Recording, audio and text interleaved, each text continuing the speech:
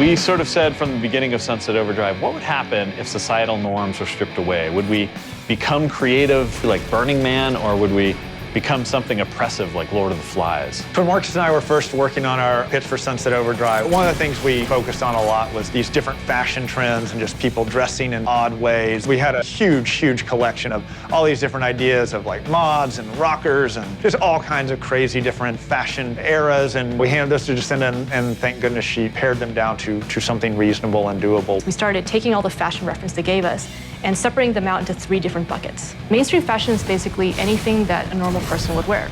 Street fashion is something that comes out of street culture, such as emo or goth. Costumes are something that someone from a particular culture group might wear, or it's something you might even wear for Halloween. All the Sunset vanity takes from one or more of these buckets, which makes them both relatable and understandable. Diversity was very important to me because it is all about player choice and being who you want to be. And I think it definitely makes our game stand apart from other games. I think one of the interesting things about Sunset Overdrive is that most of our concept artists are actually not from the United States. I think this will appeal to a lot of different people. My team takes concepts from Vasily, our concept artist over in Russia. We wanted to embrace a bunch of different archetypes that you would see in pop culture and mash them together to create our own look. In Sunset Overdrive, we allow you to choose from many different archetypes in the game. That includes different races, different body types, big and small, and different genders. We have outfits that are meant to be together, and you can get them as presets in the game. You can combine all the different pieces to make exactly what you want. So if you get your Day of the Dead face paint, you can combine that with your wrestling pants, your chainmail shirt, and your cowboy boots. Every item that you unlock in the game will have Havoc physics applied to it as well. So when you're running around the world, we really want you to feel like it's alive.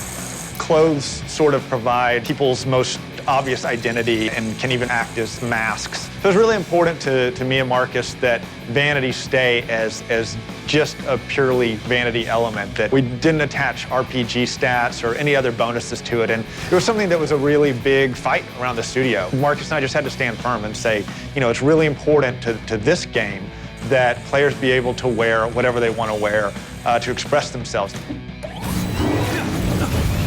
I like the hairstyles, especially the creepy 80s metal band style. I just like the way it looks moving around when you're doing our traversal in Sunset City. And I would say that my favorite of all time is that we can be a luchador given the right combination. I mean, any chance to actually be a luchador running around Sunset City is pretty amazing. One of my favorite vanity items is the bunny ears. It's so absurd and weird. It just feels good running around with tall bunny ears. I don't know why I don't wear them all the time. For items that I can't really believe we got in, we do have a physics-based kangaroo head strapped to your crotch and nothing else. Oh, the kangaroo codpiece. Early on when we were pitching the game, Drew had used in a reference that he would be wearing nothing but a kangaroo codpiece. We knew we wanted it to be really different and really stylized and pretty out there.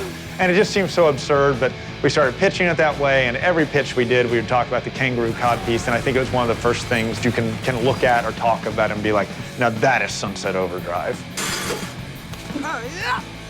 So after you've dressed up your character and you've got them looking the way you want, we still got a ton of customization with the weapons, the traps, the amps, a lot of different things on the gameplay side.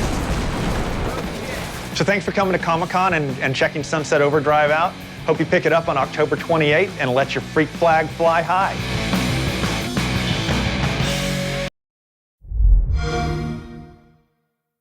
Xbox One, now starting at $399.